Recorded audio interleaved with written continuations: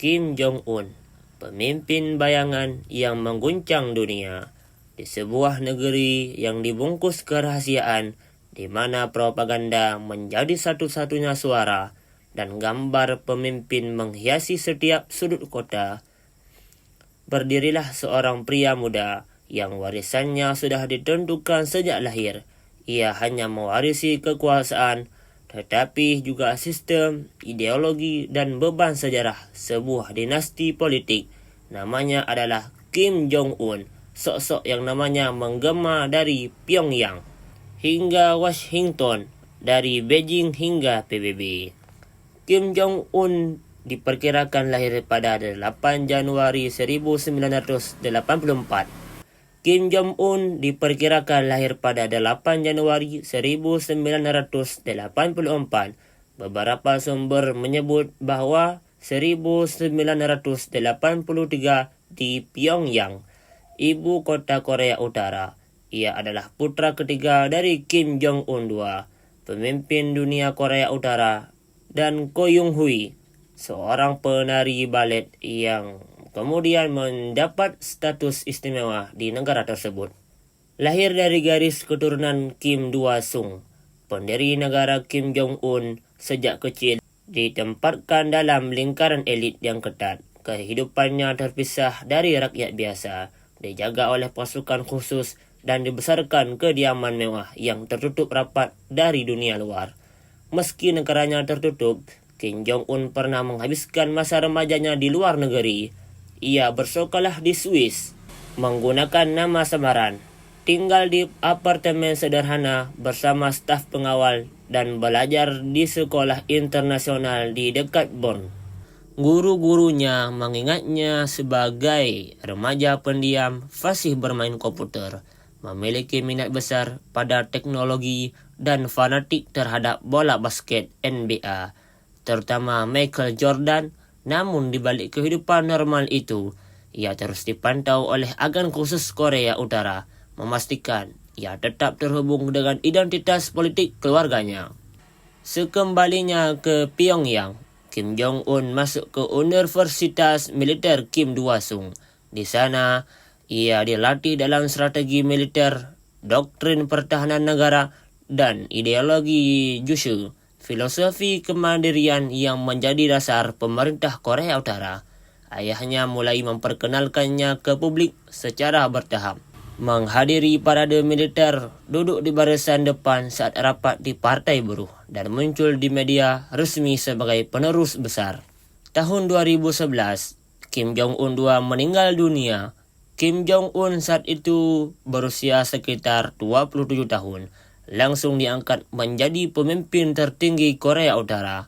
Usianya yang sangat muda sempat membuat banyak pihak di dalam dan luar negeri meragukannya. Namun, hanya dalam hitungan bulan, ia memantapkan kekuasaannya, membersihkan pejabat-pejabat senior yang dianggap mengancam, mengonsolidasikan militer, dan memperkuat kendali atas Partai Buruh. Ia menyandang berbagai gelar: Ketua Partai Buruh Korea, Ketua Komisi Urusan Negara, dan Panglima Tertinggi Tentara Rakyat Korea. Kim Jong-un menjadi berita utama internasional karena langkah-langkah berani dan kontroversial. Yang pertama, program nuklir agresif. Ia melanjutkan program senjata nuklir ayahnya dengan kecepatan yang lebih tinggi. Uji coba nuklir pada tahun 2013, 2016 sampai dengan 2017. Yang kedua, rudal balistik jarak jauh. Peluncuran rudal yang mampu mencapai Amerika Serikat membuat dunia memperhitungkan kekuatan militer Korea Utara.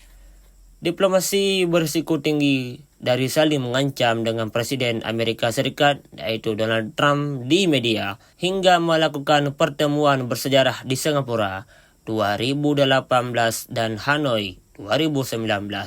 Yang ketiga, citra pemimpin muda yang penuh simbol, potongan rambut khas, pakaian mau suit, dan propaganda yang menggambarkannya sebagai cerminan kakeknya, menambah kekuatan personal brandnya. Bagi Kim Jong-un, mempertahankan kekuasaan berarti mempertahankan kelangsungan dinasti Kim. Ia percaya bahwa Hanya kekuatan militer dan nuklir yang dapat memastikan negaranya tidak dikuasai oleh pihak luar. Filosofi Pyongyang yang ia usung menekankan pembangunan senjata nuklir bersamaan dengan pertumbuhan ekonomi. Ia juga menguasai penggunaan propaganda, memposisikan dirinya sebagai pelindung bangsa dari ancaman barat, sekaligus figur kebapakan yang dekat dengan rakyat.